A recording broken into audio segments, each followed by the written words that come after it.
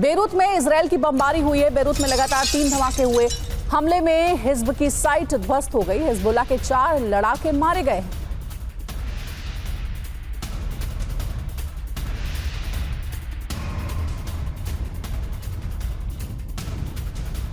Hezbollah के 4 लड़ाकों के मारे जाने की खबर है।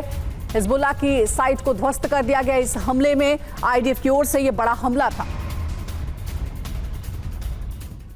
तो इजरायल ने लेबनान में बमबारी फिर से इसलिए तेज कर दी है क्योंकि हिजबुल्लाह फिर से ताकतवर हो गया है। नईम कासिम ने हिजबुल्लाह को सिर्फ 15 दिनों के अंदर ही मजबूत कर दिया। सवाल यही है कि आखिर नईम कासिम ने ऐसा क्या किया कि हिजबुल्लाह फिर से शक्तिशाली बन गया। इजरायली इंटेलिजेंस की रिपोर्ट के मुताबिक हिजबुल्लाह को फिर से खतरनाक बनाने में इस बार सबसे बड़ी भूमिका रही है उत्तर कोरिया के शासक किम जोंग उन की। किम की मदद से हिजबुल्लाह न सिर्फ ताकतवर बन गया है बल्कि उसने इजरायल के खिलाफ फिर से नई जंग छेड़ दी है। इजरायल के खिलाफ हिजबुल्लाह ने नई जंग छेड़ दी।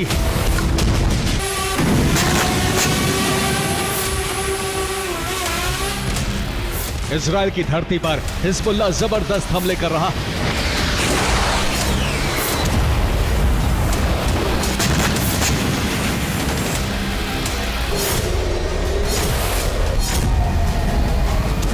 जिस हिजबुल्लाह को इजरायल खत्म मान रहा था उसी ने इजरायल को दहलाना शुरू कर दिया है।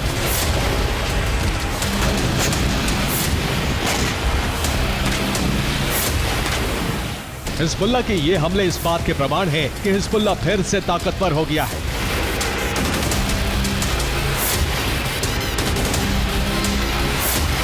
इजरायल ने हिजबुल्लाह के कमांडर, बड़े नेताओं, हथियार डिपो और टनल को खत्म करने का ऐलान किया था। आईडीएफ ने कहा था कि हिजबुल्लाह 90% तक समाप्त हो चुका है, लेकिन जैसे ही दुनिया ने हिजबुल्लाह को खत्म समझा, हिजबुल्लाह एक बार फिर खड़ा हो गया।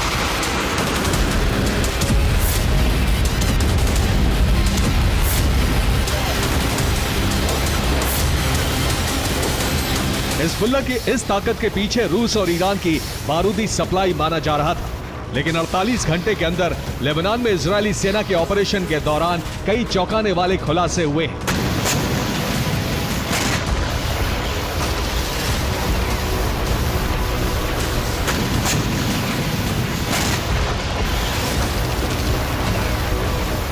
इस खुलासे के मुताबिक हिजबुल्लाह को दोबारा शक्तिशाली पुतिन और खामेनी ने नहीं बनाया, बल्कि उससे फिर से उत्तर कोरिया के शासक किम जोंग उन ने खड़ा किया है।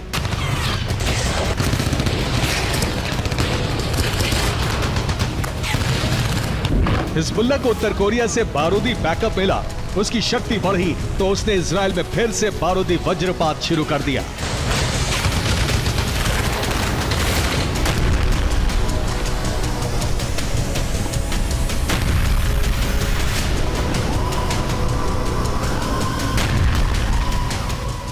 हिजबुल्लाह ने इजरायल के कफ्र यासिफ में ड्रोन हमला किया। आयरन डोम इस हमले को रोक नहीं पाया।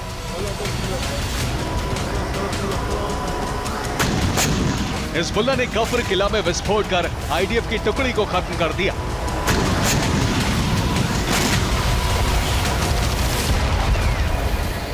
हाइफा में आईडीएफ के नेवल बेस पर हिजबुल्लाह ने नस्र 1 मिसाइलों की बरसात की।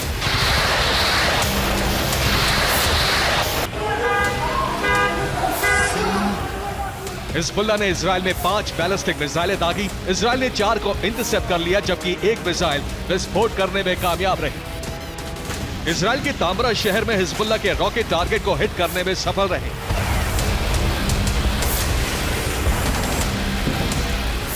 आईडीएफ के मुताबिक हिजबुल्लाह ने 24 घंटे के अंदर इजरायल में 200 से ज्यादा ड्रोन फायर किए।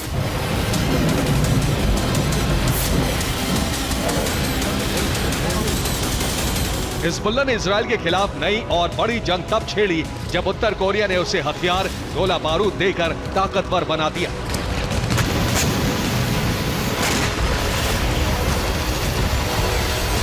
रिपोर्ट के मुताबिक उत्तर कोरिया ने हिजबुल्लाह को 50,000 से ज्यादा शेल दिए हैं। इस शेल का नाम है बैंग 122 शेल। हिजबुल्लाह ने इसे अपना नाम दिया है।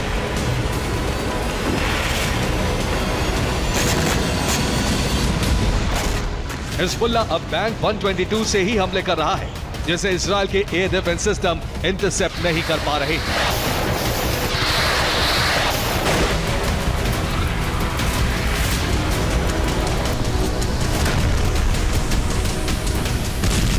उत्तर कोरिया ने हिजबुल्लाह को फिर से कैसे ताकतवर बनाया है, अब इसे समझिए।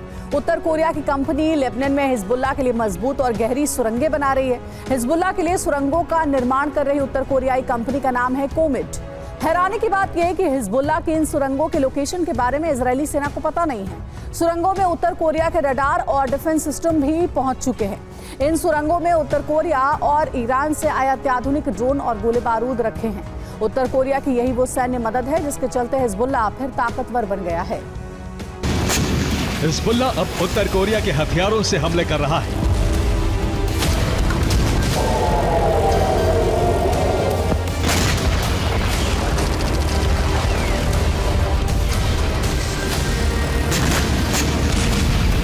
इजराइल के सामने मुश्किल यह है कि उसके एयर डिफेंस उत्तर कोरिया के हथियारों को ना तो पकड़ पा रहे हैं और ना ही रोक पा रहे हैं।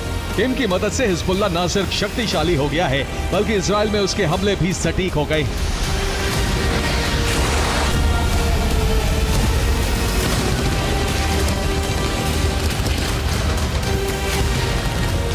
रक्षा जानकारों के मुताबिक रूस की रणनीति के तहत ही उत्तर कोरिया हिजबुल्लाह को हथियार सप्लाई कर रहा है। दरअसल ट्रंप के आने के बाद शांति वार्ता और युद्ध विराम की जो संभावनाएं बन रही हैं, उसमें पुतिन अपना रोल बढ़ाना चाहते हैं।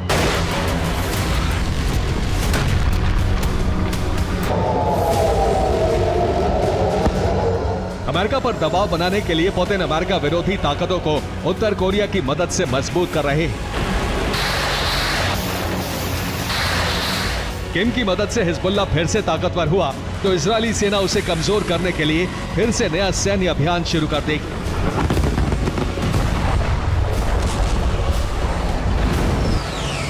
इजरायल अब हिजबुल्लाह के उन सुरंगों को ढूंढ रहा है जिसे उत्तर कोरिया की मदद से बनाया गया है।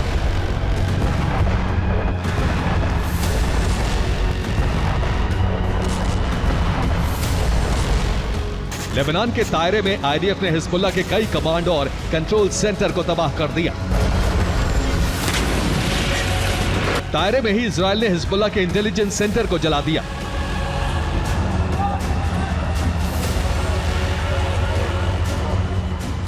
इजरायल की बमबारी में सिर्फ तायरे में ही हिजबुल्लाह के 13 लड़ाके मारे गए।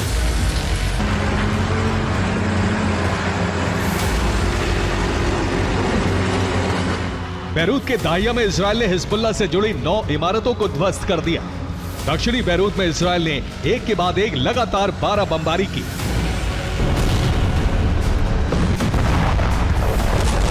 दक्षिणी लेबनान में इजरायली एयरफोर्स जबरदस्त बमबारी कर रही है। माना जा रहा है किम की मदद के कारण इजरायल और हिजबुल्लाह के बीच ये जंग और भड़कने जा रही है। पुतिन और किम जिस तरह से अरब में जंग की आग को भड़का रहे हैं, वो रूस और अमेरिका में महायुद्ध का कारण बन सकता है। Bureau report, TV9 Bharatvarsh.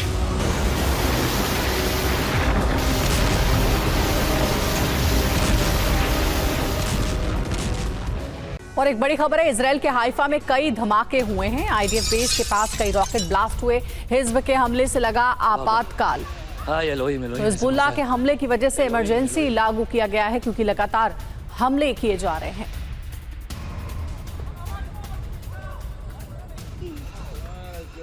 वाह वाह वाह, हाय אלוהים, אלוהים, איזה מזל. אלוהים, אלוהים.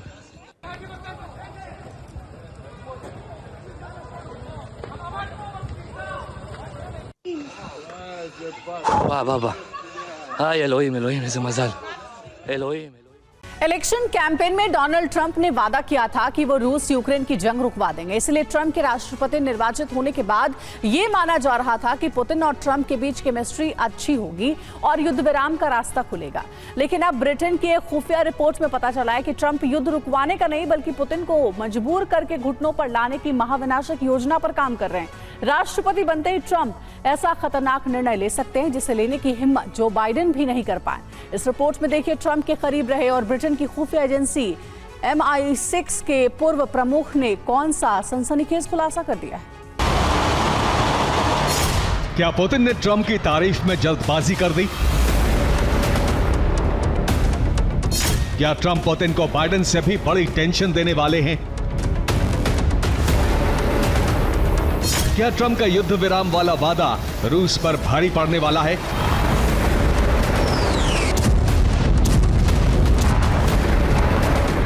क्या 20 जनवरी को शपथ लेते ही ट्रंप यूक्रेन के समर्थन में और रूस के खिलाफ वो मुश्किल फैसला करने वाले हैं जिसे करने की हिम्मत जो बाइडेन नहीं कर पाए?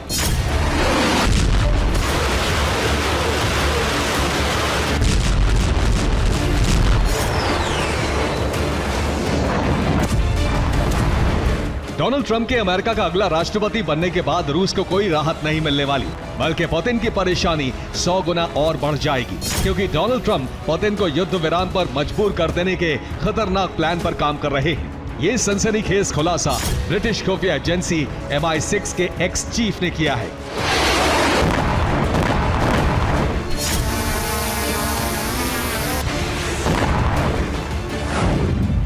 MI6 के पूर्व प्रमुख सर रिचर्ड डियलोव ने दावा किया है कि राष्ट्रपति बनते ही ट्रंप यूक्रेन को रूस पर लंबी दूरी की मिसाइलों से हमला करने की अनुमति देने वाले हैं। अगर यूक्रेन को जंग में रूस के खिलाफ लंबी दूरी की अमेरिकी मिसाइलों के इस्तेमाल करने की खुली छूट मिली तो सिर्फ कुर्स्क ही नहीं, रूस के हर शहर में नेटो का बारूद बरसेगा।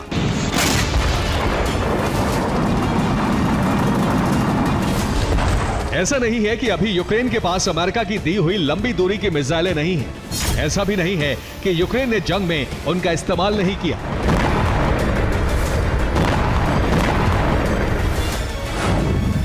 यूक्रेन के पास लंबी दूरी तक मार करने वाली ब्रिटेन की स्टॉर्म शैडो और अमेरिका की अटैक-एमएस मिसाइलें हैं, लेकिन स्थिति बिगड़ने के डर से अमेरिका ने इनके सीमित दायरे में ही इस्तेमाल की अनुमति दी है।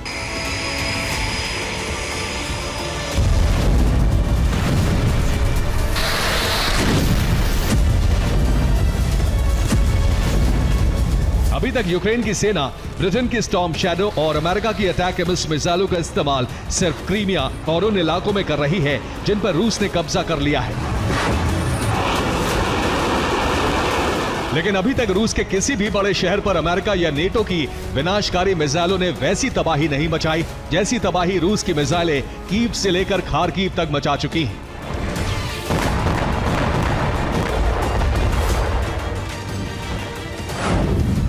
ज़ेलेंस्की कई बार रूस के खिलाफ लंबी दूरी की मिसाइलों का इस्तेमाल करने की अनुमति मांग चुके हैं, लेकिन ज़ेलेंस्की को खुला समर्थन दे रहे जो बाइडेन भी रूस के बड़े शहरों पर नेटो की लंबी दूरी वाली मिसाइलें दागने की अनुमति देने की हिम्मत नहीं कर पाए, क्योंकि जिस दिन मॉस्को, सेंट पीटर्सबर्ग, वोल्गोग्राद या कजान जैसे रूस के बड़े शहरों पर अमेरिका या नेटो देशों की मिसाइलों की बारिश हो गई, उसी दिन रूस यूक्रेन का युद्ध महायुद्ध में बदल जाएगा।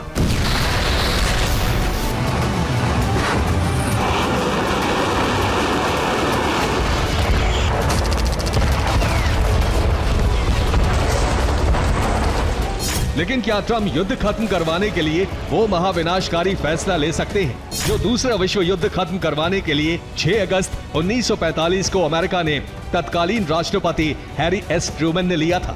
एटम बम के इस्तेमाल से जापान को खाक कर देने का फैसला। यह अंदेशा इसलिए है क्योंकि रूस की सीमा के नजदीक फिनलैंड में अमेरिका के एटॉमिक क्षमता से लैस B-52 बड़े मिशन की तैयारी कर रहे हैं। फिनलैंड में रूस की सीमा के बिल्कुल नजदीक F/A-18 हॉर्नेट फाइटर जेट के साथ उड़ान भरते अमेरिका के B-52 बॉम्बर का ये सबसे नया वीडियो खुद नेटो ने जारी किया है। लेकिन इस बॉम्बर को देखकर रूस की बेचैनी बढ़ गई है, क्योंकि ये कोई आम बॉम्बर नहीं है। ये रूस को सीधे सीधे एटमी हमले की धमकी है। अमेरिका के पास 76 B-52H स्ट्रैटोफोर्टिस बॉम्बर का मजबूत बेड़ा है, लेकिन इनमें 46 ऐसे हैं जो एटम बम के वॉरहेड वाली AGM-86B air launched cruise missile ले जा सकते हैं। फिनलैंड के ऊपर अमेरिका के जो B-52H स्ट्रैटोफोर्टिस बॉम्बर उड़ान भर रहे हैं, वो एटम बम ले जाने की क्षमता रखने वाले इन्हीं 46 अमेरिकी बॉम्बर्स में से एक हैं।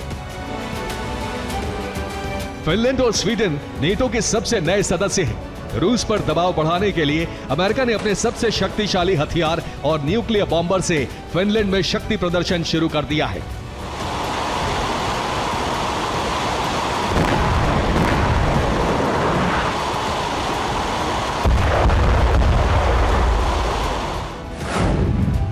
5 नवंबर को पहली बार फिनलैंड के ऊपर फिनिश एयरफोर्स के FA-18 फाइटर जेट के साथ अमेरिकी वायुसेना के B-52H परमाणु बॉम्बर ने उड़ान भरी। अमेरिका के B-52H बॉम्बर ने उत्तर से नॉर्डिक देश में प्रवेश किया और बोथनिया की खाड़ी के रास्ते बाहर निकल गया। 2 दिन बाद यानी 7 नवंबर को एक बार फिर फिनलैंड के ऊपर फिनिश वायुसेना के FA-18 लड़ाकू जेट और स्वीडिश JS-39 लड़ाकू जेट के अमेरिका के सबसे खतरनाक न्यूक्लियर बॉम्बर ने रूस की सीमा के पास उड़ान भरी। ट्रंप के राष्ट्रपति निर्वाचित होने के बाद यह माना जा रहा था कि पुतिन और ट्रंप के बीच केमिस्ट्री अच्छी होगी और युद्ध विराम की ओर जंग जाएगी।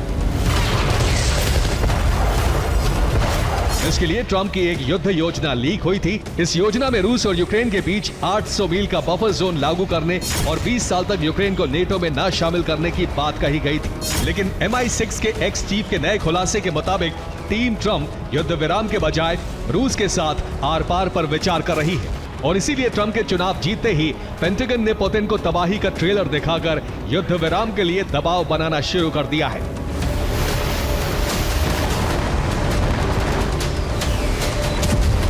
लेकिन अब अमेरिका के B-52H परमाणु बॉम्बर के जवाब में रूस ने भी अपने बाहुबली Su-57 की उड़ान दिखाई है।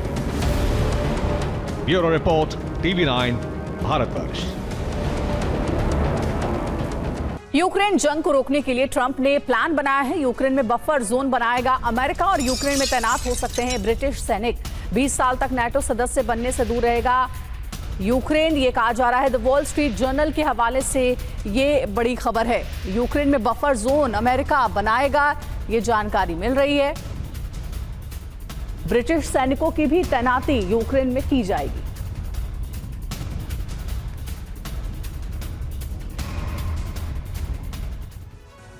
और अगली बड़ी खबर है, रूसी ड्रोन अटैक में यूक्रेनी टैंक तबाह हो गया। जर्मन लेपर्ड 2 टैंक को उड़ाने का दावा है।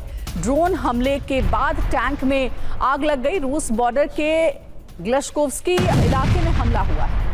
सर्दियों से पहले पुतिन यूक्रेन का सरेंडर कराने के प्लान पर काम कर रहे हैं। इसके लिए सबसे पहले कुर्स्क से यूक्रेनी सैनिकों को खदेड़ने की तैयारी है। उसके साथ ही काले सागर से यूक्रेन का कनेक्शन काटने का भी प्लान है। हमले शुरू हो गए हैं। पुतिन की सेना कीव की तरफ बढ़ रही है। साथ ही कुर्स्क और काले सागर में घेराबंदी करके यूक्रेनी सैनिकों का आत्मसमर्पण कराया जा सकता है और इसके लिए क्रेमलिन ने एक समय सीमा तय की है। यानी ज़ेलेंस्की के पास ज्यादा वक्त नहीं है। अगर अमेरिका से हथियार नहीं मिले तो यूक्रेन पर रूस का कब्जा भी हो सकता है। एक साथ 3 मोर्चों पर रूस ने ताबड़तोड़ हमले शुरू कर दिए हैं। रूस का प्लान है कि सर्दियों से पहले यूक्रेन को बैकफुट पर लाया जाए, जिससे ज़ेलेंस्की सरेंडर को मजबूर हो जाए।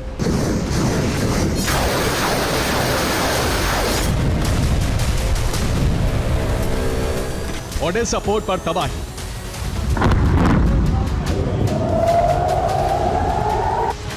कोर्स्क में स्पेशल ऑपरेशन।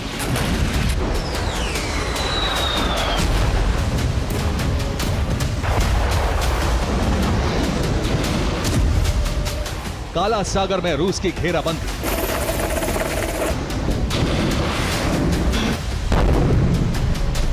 इन 3 फ्रंट पर रूस का पूरा फोकस है। दरअसल रूस चाहता है कि क्रीमिया पर यूक्रेन हमले ना कर पाए, इसलिए वो काला सागर में एक अभेद्य चक्रव्यूह तैयार कर रहा है, जिससे यूक्रेन के सी ड्रोन और कॉम्बैट बोट क्रीमिया तक ना पहुंच पाए।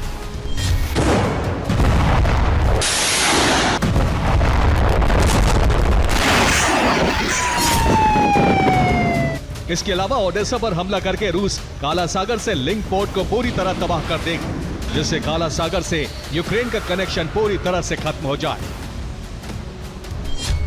अगर इन दोनों जगहों पर रूस ने हमला किया तो यूक्रेन को अपनी सेना ओडेसा को बचाने के लिए लगानी पड़ेगी। ऐसे में रूस के पास मौका है कि वो कुर्स्क से यूक्रेन का कब्जा हटा सके। यूक्रेनी सैनिकों को खदेड़ने का ऑपरेशन शुरू हो चुका है और इसे खत्म करने के लिए सर्दियों से पहले का टारगेट रखा गया है। यानी रूस कम वक्त में यूक्रेन पर बड़ा हमला करने वाला है। हालांकि रूस ने लगातार तीसरे दिन ओडेसा पर हमला करके अपने ऑपरेशन का पहला चरण खत्म कर दिया है।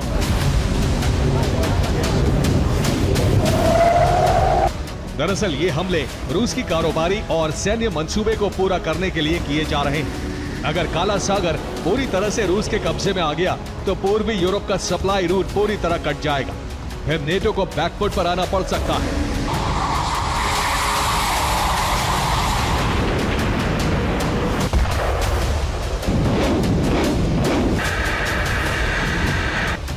ये यूक्रेन पर कामिकाज़े ड्रोन शाहिद के हमले का वीडियो है, जिसमें रात के अंधेरे में हमला किया गया। तेज विस्फोट के साथ एक प्रशासनिक इमारत उड़ा दी गई। रूस ने ओडेसा के स्कूल पर भी हमला किया, जिसमें स्कूल की इमारत को नुकसान हुआ। जिस जगह हमला हुआ वहां कोई मौजूद नहीं था। ओडेसा के बीच बाजार में मिसाइल गिरी, जिससे आग लग गई। ये उसी की तस्वीरें हैं। ये ओडेसा का रिहायशी इलाका है।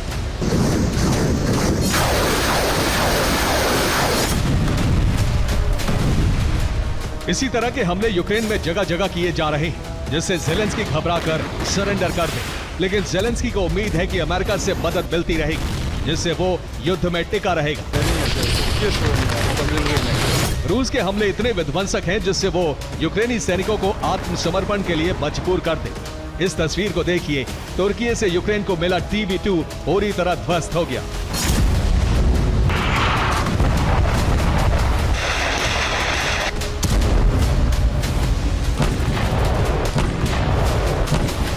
ये हमला माइकोलेव रीजन में किया गया। इसके अलावा ओडेसा पर ड्रोन की बारिश की गई। इसके अलावा ज़ेपोरिजिया में भी बम बरसाए गए। यानी रूस उन तमाम इलाकों से यूक्रेनी फौज को खदेड़ने में जुटा है जहां वो आगे बढ़ रहे हैं। रूस ने कई इलाकों में रूसी फ्लैग लहरा दिया है। अब पुतिन की सेना कीव की तरफ बढ़ रही है, जिससे सर्दियों से पहले यूक्रेन का संपूर्ण संहार कर सके। Bureau report, TV9 Bharatvarsh. Gaza में हमास का विध्वंसक हमला हुआ है। हमले में तबाह इजरायली टैंक मरकवा माइंस की चपेट में आया IDF का टैंक। 24 घंटे में IDF हमले में 19 लोगों की मौत हो गई। अल सबा स्कूल पर हमले में भारी तबाही की जानकारी है।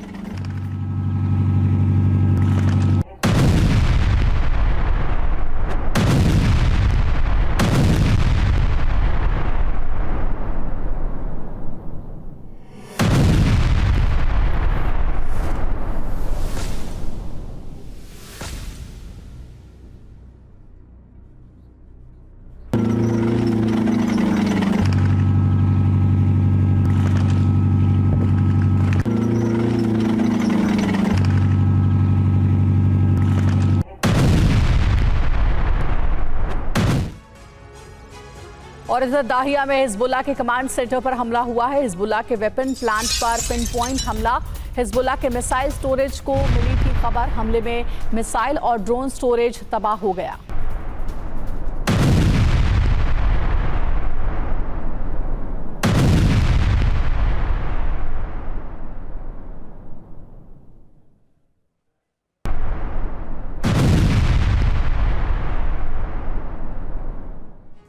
और इधर गाजा युद्ध अब बेहद विध्वंसक मोड़ पर पहुंच चुका है। दरअसल गाजा में शांति वार्ता का आखिरी रास्ता अब बंद हो चुका है।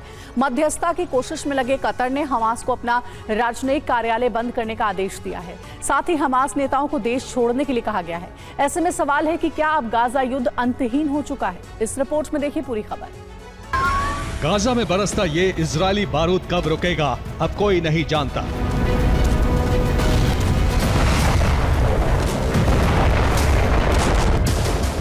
गाजा की धरती को रौंदते ये इजरायली टैंक कब लौटेंगे, इसका जवाब अब किसी के पास नहीं।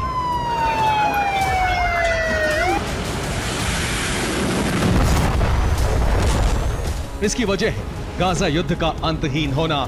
गाजा की जंग अब एक ऐसे मोड़ पर जा पहुंची है जहां से उसका कोई अंत नहीं।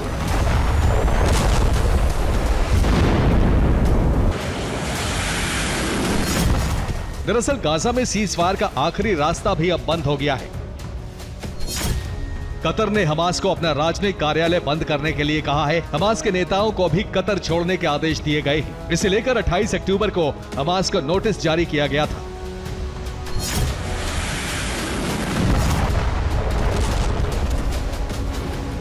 दरअसल कतर उन चुनिंदा देशों में से एक था जिसके हमास से अच्छे संबंध थे। न सिर्फ संबंध थे बल्कि हमास के कई लीडर्स भी दोहा में शरण लेकर रह रहे थे।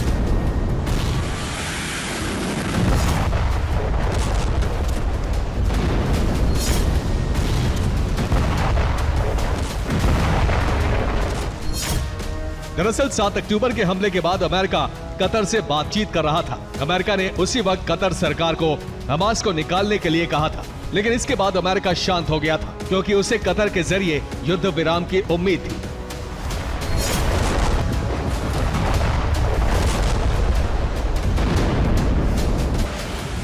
लेकिन एक साल से ज्यादा बीतने के बाद अमेरिका मान चुका है कि अब कतर के रास्ते गाजा के मुद्दे को हल नहीं किया जा सकता। ऐसे में अमेरिका ने कतर से आग्रह किया था कि वो हमास को अपने देश से निष्कासित कर दे और अब कतर ने अमेरिका का ये आग्रह स्वीकार कर लिया है।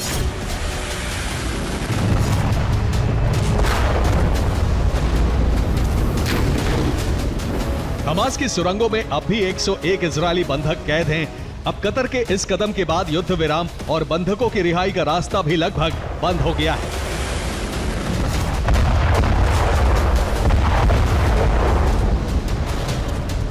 दूसरी ओर कतर के इस आदेश के बाद गाजा में जंग और भड़क गई है। हमास ने इजरायली ग्राउंड फोर्स पर हमले तेज कर दिए हैं।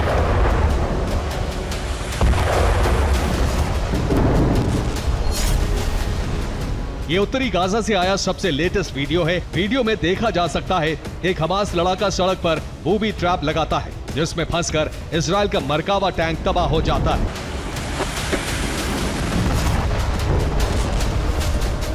हमास ने अब इस तरह के हमले तेज कर दिए हैं। खासकर जबालिया में ग्राउंड ऑपरेशन में लगे इजरायली सैनिकों पर चुन चुन कर हमले किए जा रहे हैं।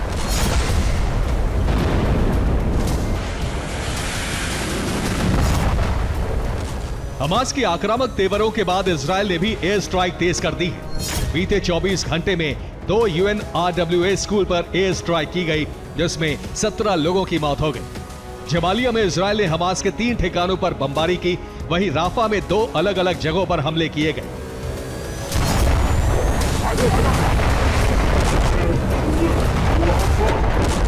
साफ है कतर के इस कदम के बाद गाजा की जंग बेलगाम हो चुकी है। इजराइल हो या हमास, दोनों को अब रोकने वाला कोई नहीं।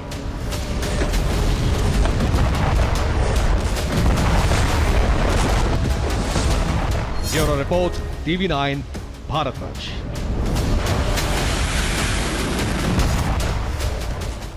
तीन दिन पहले नीदरलैंड में हुए एक फुटबॉल मैच के बाद फिलिस्तीन समर्थक और मैकाबी फुटबॉल टीम के इजरायली समर्थकों के बीच हिंसक झड़प हो गई थी। एम्स्टर्डम की सड़कों पर यहूदियों को दौड़ा दौड़ा कर पीटा गया। नीदरलैंड में यहूदियों पर हमले की घटना का बदला इजरायल ने एम्स्टर्डम में 3300 किलोमीटर दूर जाकर लिया। खंडहर हो चुके गाजा को एम्स्टर्डम का आफ्टर इफेक्ट झेलना पड़ रहा है। नीदरलैंड्स की राजधानी एम्स्टर्डम में 7 नवंबर को हुए एक फुटबॉल मैच के दौरान फिलिस्तीन समर्थक और इजराइल समर्थकों के बीच हिंसक झड़प हो गई। स्टेडियम के बाहर भी मारपीट हुई। इस झड़प में इजराइल के 12 नागरिक घायल हो गए। लेकिन घटना के 2 दिन बाद एम्स्टर्डम से 3300 किलोमीटर दूर गाजा में हमले का आफ्टर इफेक्ट दिखाई दिया।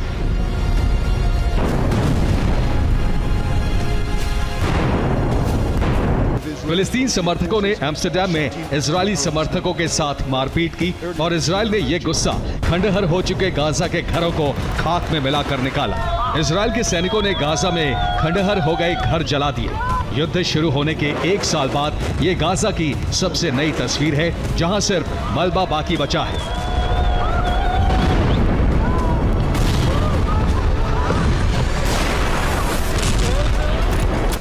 एम्स्टर्डम में यहूदियों पर हुए हमले के बाद नेतन्याहू और इजराइल के नेताओं ने कड़ी प्रतिक्रिया दी है। नेतन्याहू ने तुरंत 2 विशेष विमान भेजकर इजरायली नागरिकों को नीदरलैंड से वापस तेल अवीव बुला लिया। एम्स्टर्डम में हिंसा शुरू कैसे हुई, इसका एक वीडियो सामने आया है। And this an eyewitness video. इस वीडियो में स्टेडियम के बाहर फिलिस्तीन समर्थक इकट्ठा होते और स्टेडियम से बाहर निकलते लोगों पर हमला करते दिख रहे हैं। इजराइल के नागरिक वापस तेल अवीव पहुंच गए हैं, लेकिन हिंसा के सबूत सामने आने के बाद नीदरलैंड्स में फिलिस्तीन समर्थकों की मुसीबत बढ़ गई है। नीदरलैंड्स की पुलिस हिंसा में शामिल लोगों को गिरफ्तार करने के लिए जगह जगह दबिश दे रही है। अब तक करीब 75 लोगों को हिरासत में लिया गया है। नीदरलैंड सरकार ने एम्स्टर्डम में अगले 3 दिनों तक किसी भी तरह के प्रदर्शन पर रोक लगा दी है। दरअसल फुटबॉल की यूरोपा लीग चल रही है। 7 नवंबर को लीग में एजाक्स और मैकाबी तेल अवीव के बीच मैच हुआ। एजाक्स एम्स्टर्डम का फुटबॉल क्लब है, वहीं मैकाबी तेल अवीव इजराइल का। सोशल मीडिया पर कई ऐसे वीडियो भी वायरल हो रहे हैं जिनमें इजरायली फैंस फिलिस्तीन देशों के खिलाफ नारे लगा रहे हैं। बताया जा रहा है कि इसी के बाद तनाव बढ़ गया और हिंसा हुई।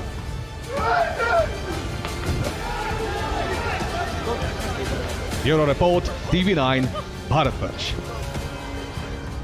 4 करोड़ 16 रुपए, जी हाँ, ये पार्किंग फीस है जिसे रूस को चुकाना पड़ा है। जर्मनी ने रूस से 4 करोड़ 16 लाख से ज्यादा की रकम प्लेन पार्किंग के लिए वसूले, तब जाकर रूस के विमान को छोड़ा। रूस को ये करोड़ों का नुकसान यूक्रेन युद्ध की वजह से हुआ है। 4 करोड़ 16 लाख 11,600 रुपए। ये वो भारी भरकम रकम है जो रूस ने जर्मनी को दी है बतौर पार्किंग फीस। यकीन करना मुश्किल है पर सच यही है। रूस को एक प्लेन की 4 करोड़ से ज्यादा की रकम देनी पड़ी। रूस ने जब यह पार्किंग फीस भरी तभी जर्मनी ने उसके विमान को रूस के लिए उड़ान भरने दिया। 27 फरवरी 2022 यूक्रेन पर रूस के आक्रमण के 3 दिन बाद रूस का एक यात्री विमान सेंट पीटर्सबर्ग से जर्मनी के म्यूनिख पहुंचा था। रूस ने यूक्रेन के खिलाफ युद्ध छेड़ा तो जर्मनी ने रूसी विमानों के लिए अपना एयर स्पेस बंद कर दिया। तब से अब तक रूस का यात्री विमान म्यूनिख के एयरपोर्ट पर ही खड़ा रहा, यानी करीब 2 साल 8 महीने तक। अब जर्मनी ने प्लेन की पार्किंग के लिए रूस से 4 करोड़ 16 लाख 11,600 रुपए वसूले। ये पार्किंग फीस 834 दिनों के लिए ली गई है। रूस ने यह भारी भरकम रकम दी तब उसे उसका विमान सौंपा गया। इतिहास में ये अब तक की सबसे बड़ी पार्किंग फीस है। Bureau report, TV9 Bharatvarsh. Iran के सुप्रीम लीडर अयातुल्ला खामनेई ने इजरायल को तबाह करने के लिए ऐसा ब्लूप्रिंट तैयार किया जिसमें इजरायल की घेराबंदी करके उस पर ईरानी प्रॉक्सी संगठन हमला करे। और इसके लिए ईरानी प्रॉक्सी गुटों को न सिर्फ हथियार दिए जा रहे हैं बल्कि IRGC ने ऑपरेशन की कमान संभाल ली है। इजरायल पर 4 फ्रंट से हमले किए जा रहे हैं। हालांकि इजरायल लगातार सीरिया में ईरानी प्रॉक्सी ठिकाने तबाह कर रहा है, लेकिन उसे सुरक्षा के लिए डिफेंस सिस्टम की जरूरत है।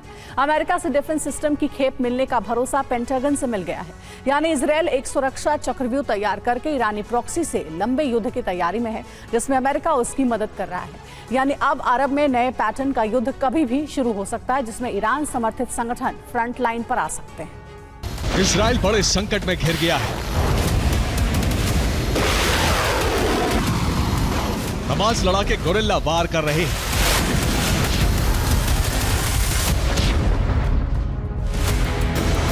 हिजबुल्लाह ने उत्तरी बॉर्डर पर तबाही मचाई हुई।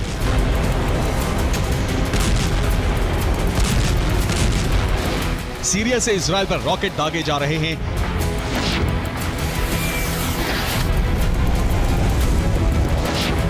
यमन से हूती इजराइल के पोर्ट पर मिसाइल हमले कर रहा है।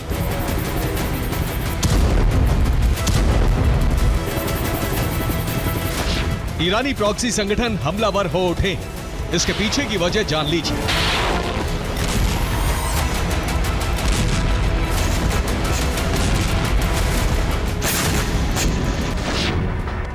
पहली वजह है ईरान से ईरानी प्रॉक्सी को हथियार भेजे जा रहे हैं। दूसरी वजह है ईरानी प्रॉक्सी लड़ाकों को रूस का वैगनर ग्रुप ट्रेनिंग दे रहा है। तीसरी वजह है ईरान में भी हाईटेक हथियारों को चलाने की ट्रेनिंग मिल रही है। चौथी वजह है IRGC ने ऑपरेशन की कमान संभाल ली है। पांचवी वजह है सारे प्रॉक्सी संगठन एकजुट होकर एक साथ हमले कर रहे हैं। ईरानी प्रॉक्सी संगठनों के निशाने पर न सिर्फ इजराइल है बल्कि वो अमेरिकी सैन्य ठिकानों पर भी रॉकेट से हमले कर रहे हैं। खामेनेई ने जो ब्लूप्रिंट तैयार किया है उसमें ईरानी प्रॉक्सी फ्रंट लाइन पर लड़ेंगे, जबकि ईरान उन्हें बैकअप सपोर्ट देता रहेगा। यही वजह है कि सीरिया इराक में अमेरिकी सैन्य ठिकानों पर हमले बढ़ गए। उधर इजराइल ने कई ठिकानों पर डिफेंस सिस्टम लगा दिए हैं, जबकि अमेरिका से नैसम्स और पैट्रियट की बड़ी खेप मांगी गई।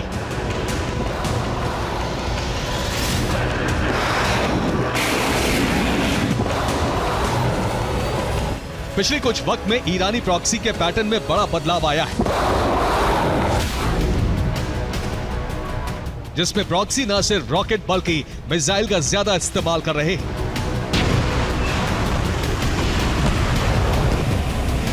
इसके अलावा इजराइल पर हमले के लिए हाइपरसोनिक मिसाइल का इस्तेमाल कर सकते हैं।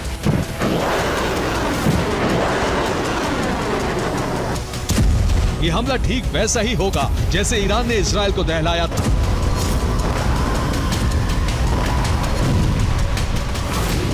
मोसाद का इनपुट है कि ईरान ने प्रॉक्सी संगठनों को मिसाइल की बड़ी खेप सप्लाई कर दी है, जिसमें medium range ballistic missile Shahab 1 और शहाब 2 के अलावा फतेह 110 और फतेह 313 शामिल है। इसके अलावा जिहाद, जुल्फिकार, इसाद, इमाद, गदर के साथ सेजिल और रिजवान है, जबकि क्रूज मिसाइल में या अली, पावे, नूर, हैदर और आसिफ है।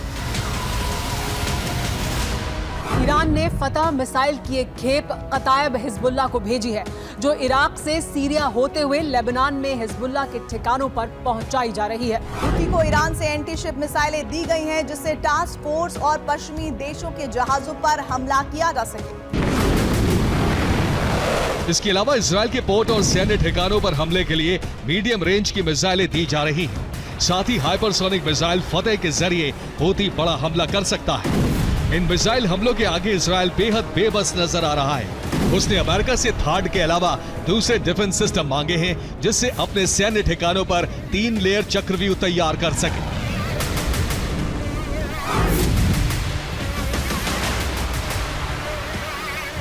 ट्रंप के राष्ट्रपति चुने जाने के बाद से अरब को लेकर अमेरिका की रणनीति में बड़ा बदलाव हो सकता है, जिसमें यूक्रेन को भेजे जा रहे हथियार रोककर इजराइल को दिए जा सकते हैं,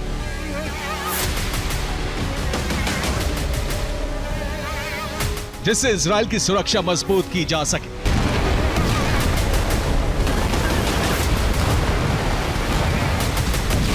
दूसरी तरफ ईरान के पास युद्धपोत तैनात करके अमेरिका उससे धमकाने की तैयारी में है।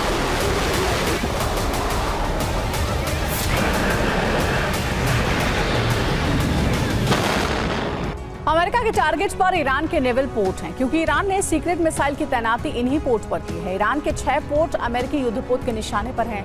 कैस्पियन सी से लगते हुए अंजाली पोर्ट, नौशहर पोर्ट और अमीराबाद पोर्ट, जबकि फारस की खाड़ी और ओमान की खाड़ी के पास इमाम खामनेई पोर्ट, बंदार अब्बास पोर्ट और चाबहार पोर्ट पड़ते हैं। इन पोर्ट की जासूसी अमेरिकी ड्रोन कर रहे हैं। अगर ईरान हमला करता है तो अमेरिकी युद्धपोत ईरानी नेवल पोर्ट को तबाह कर सकते हैं, क्योंकि वहीं से ईरान इजराइल पर हमला कर सकता है।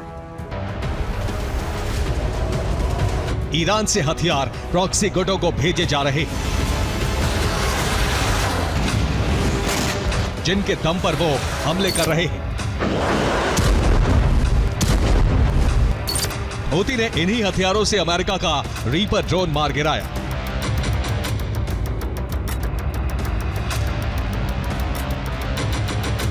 हालांकि कई हथियार ईरान को रूस से मिले हैं, जिनमें S-400 और इस्कंदर मिसाइल शामिल हैं।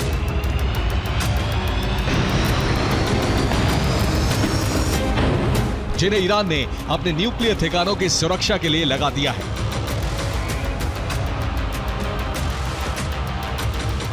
जबकि दूसरी तरफ इजराइल मिसाइल हमलों से डिफेंसिव मोड में आ चुका है। उसने अमेरिका से NASAM पैट्रियट सिस्टम मंगाए हैं, जबकि थाड पहले ही उससे मिल चुका है। अब पेंटागन ने एक बड़ा फैसला लिया है। इजराइल से यूक्रेन भेजी गई पैट्रियट की बैटरी को वापस इजराइल लाया जाएगा। इसके अलावा इजराइल की सुरक्षा में NASAMS को भी लगाने की तैयारी है।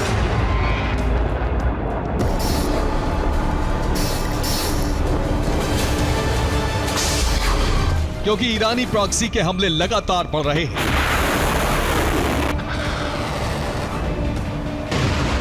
बीती रात यमन से हुती ने इजराइल के नेवाते में एयरबेस पर हाइपरसोनिक मिसाइल से हमला किया, जिससे काफी नुकसान हुआ है। हमला सीरिया में ईरान के साइंटिफिक रिसर्च सेंटर पर हमले का बदला लेने के लिए किया गया। ये उसी हमले का वीडियो है। रात के अंधेरे में यह हमला किया गया।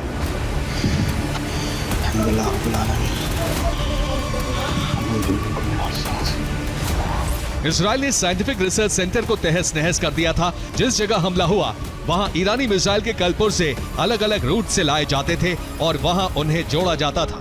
मोसाद के पास खुफिया जानकारी है कि सिर्फ एक ही रिसर्च सेंटर नहीं, बल्कि सीरिया में कई ऐसे खुफिया ठिकाने हैं जहां ईरान से लाए हथियार रखे जाते हैं और वहां से उन्हें लेबनान भेजा जाता है।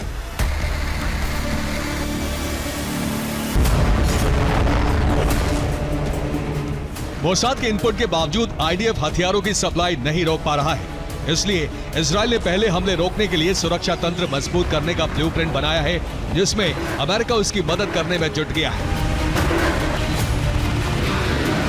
साथ ही ईरान के मंसूबे को रौंदने के लिए उस पर हमला भी किया जा सकता है। इसके लिए बेंजामिन और ट्रंप में सीक्रेट संधि हो चुकी है। Bureau report, TV9 Bharatvarsh. और वहीं तेल अवीव में भी हिज़्ब का हमला हुआ है। तेल अवीव में ड्रोन से हमला किया गया है। हिज़्ब का ड्रोन हमला सफल रहा है। इजरायली एयर डिफेंस नाकाम रहे हैं।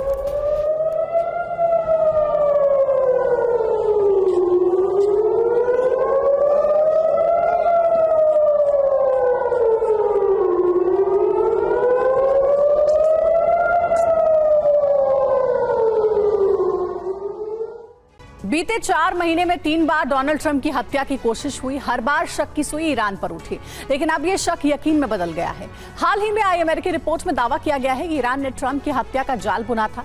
इसकी तैयारी तेहरान में की गई थी और न्यूयॉर्क से इसे अंजाम दिया जाना था, लेकिन इससे पहले ही FBI ने पूरे षड्यंत्र को डीकोड कर दिया। अब ईरान को डर है कि इस खुलासे के बाद डोनाल्ड ट्रंप कोई बड़ा कदम उठा सकते हैं। ऐसे में खामनेई ने भी अभी से अमेरिका के खिलाफ शक्ति प्रदर्शन शुरू कर दिया है। तारीख 13 जुलाई 2024, जगह पेंसिल्वेनिया, अमेरिका। डोनाल्ड ट्रंप यहां एक रैली को संबोधित कर रहे थे, तभी एक गोली ट्रंप के बेहद करीब से गुजरी। ये अमेरिकी राष्ट्रपति चुनाव के दौरान ट्रंप को मारने की सबसे पहली कोशिश थी।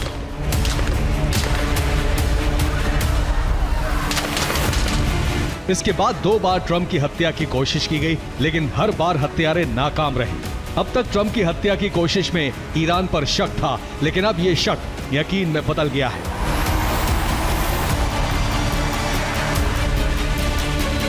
FBI की रिपोर्ट में ऐसे कई खुलासे हुए हैं जो ये साबित करते हैं कि ईरान ट्रंप की हत्या करवाना चाहता था, जिसके लिए 2 प्लान तैयार किए गए थे। प्लान ए, सितंबर में ट्रंप की हत्या की साजिश रची गई थी। IRGC ने फरहाद शकेरी को हत्या का जिम्मा सौंपा था। प्लान बी, अगर प्लान ए सफल नहीं हुआ तो चुनाव तक ऑपरेशन रोकने के लिए कहा गया था। ईरान को आशंका थी कि ट्रंप चुनाव हार जाएंगे। चुनाव हारने के बाद हत्या करने का आदेश था।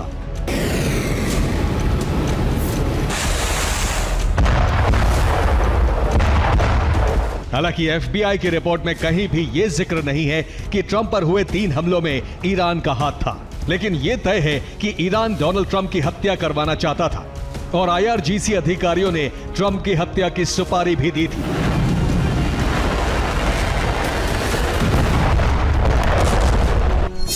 FBI का दावा है कि IRGC ने ट्रंप की हत्या का जिम्मा फरहाद शकेरी को सौंपा था। फरहाद शकेरी ईरान के तेहरान शहर में रहता है। फरहाद शकेरी ने इस काम के लिए न्यूयॉर्क में रहने वाले कार्लिस के रिवेरा और जोनाथन लोडहोल्ट को सुपारी दी थी। हालांकि वक्त रहते दोनों को गिरफ्तार कर लिया गया। FBI के इन दावों का आधार खुद फरहाद शकेरी है। दावा है कि ये सभी बातें फरहाद शकेरी ने फोन पर हुई बातचीत में कबूल की हैं। FBI ने शकेरी से फोन पर करीब 5 बार बात की है और शकेरी ने IRGC अधिकारियों से मुलाकात की बात को स्वीकार किया है। दरअसल ईरान डोनाल्ड ट्रंप को अपना सबसे बड़ा दुश्मन मानता है, जिसकी वजह कासिम सुलेमानी की हत्या है। सिर्फ इतना ही नहीं, डोनाल्ड ट्रंप को ईरान के एटमी ठिकानों पर हमलों का भी पक्षधर माना जाता है।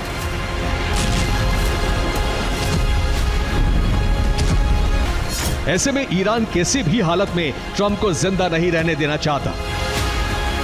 लेकिन सवाल है कि ईरान ने ट्रंप की हत्या का जिम्मा फरहाद शकेरी को ही क्यों सौंपा? दरअसल इसकी वजह शकेरी का अमेरिका से पुराना नाता है।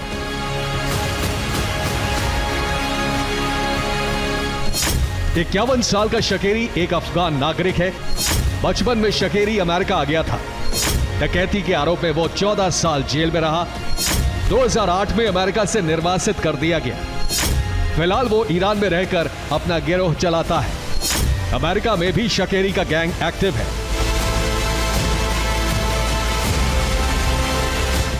हालांकि शकेरी के टारगेट पर सिर्फ ट्रंप ही नहीं बल्कि एक ईरानी अमेरिकी पत्रकार मसीह अली निजात भी थी। इस षड्यंत्र के खुलासे के बाद ईरानी सरकार में भय है। ऐसे में उसने शक्ति प्रदर्शन शुरू कर दिया है। उसे डर है कि ट्रंप ईरान के खिलाफ कार्रवाई का आदेश दे सकते हैं।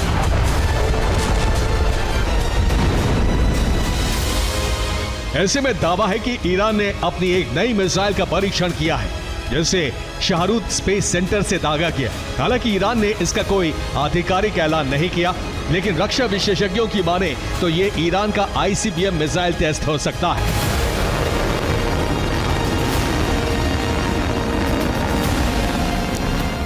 दरअसल ईरान लंबे वक्त से इंटरकॉन्टिनेंटल बैलिस्टिक मिसाइल बनाने पर काम कर रहा है और ईरान की इस ICBM परियोजना का नाम प्रोजेक्ट कोसार है। दावा है कि ईरानी मिसाइल की रेंज 10,000 किलोमीटर से भी ज्यादा होगी और कोसार ईरान का बेहद खुफिया प्रोजेक्ट है। आज तक ईरान ने कभी सार्वजनिक तौर पर इसका खुलासा नहीं किया। इसका जिक्र सिर्फ कुछ किताबों और सीक्रेट रिपोर्ट्स में ही मिलता है। दरअसल ईरान से अमेरिका की दूरी करीब 11,000 किलोमीटर है। ऐसे में ईरान के पास ऐसी कोई मिसाइल नहीं जिससे वो अमेरिका को दहला सके। इसलिए ईरान जल्द से जल्द ICBM मिसाइल तैयार करना चाहता है, ताकि ICBM का डर दिखाकर वो अमेरिका को उसकी हद में रख सके। माना जा रहा है कि ईरान ICBM का डर दिखाकर अमेरिका को डराना चाहता है। हालांकि एक्सपर्ट्स इस टेस्ट को लेकर 2 और दावे कर रहे हैं। माना जा रहा है कि ये ईरान की लॉन्ग रेंज मिसाइल खुर्रम शहर 4 का परीक्षण हो सकता है।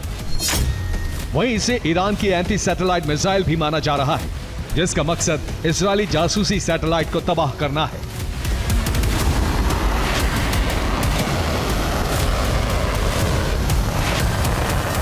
सच चाहे जो भी हो, लेकिन इस खुलासे के बाद ईरान ने अमेरिका को अपनी ताकत दिखाने शुरू कर दी है। IRGC चीफ हुसैन सलामी ने धमकी भरा बयान जारी किया है। IRGC जनरल की यह चेतावनी अमेरिका के लिए मानी जा रही है।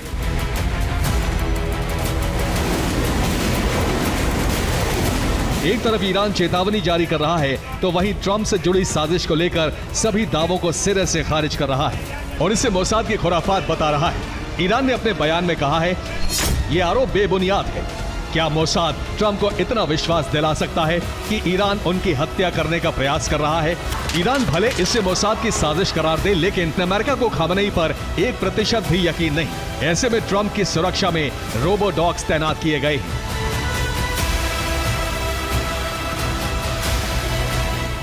दावा है कि डोनाल्ड ट्रंप के मार-ए-लागो रिजॉर्ट पर रोबो डॉग्स पेट्रोलिंग कर रहे हैं, जिन्हें बोस्टन डायनेमिक्स कंपनी ने बनाया है।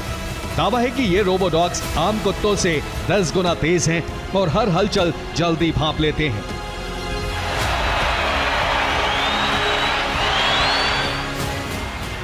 इधर ट्रंप की सुरक्षा और मजबूत की गई है, तो वहीं दूसरी तरफ ट्रंप की तरफ से ईरान के खिलाफ कड़े एक्शन की संभावना जताई जाने लगी है।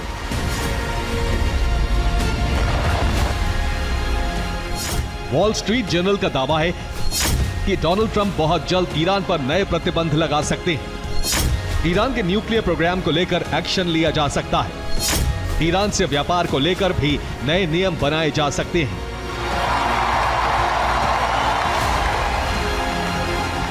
ट्रंप पहले ही साफ कर चुके थे कि अगर वो सत्ता में आए तो ईरान के खिलाफ कड़े कदम उठाएंगे।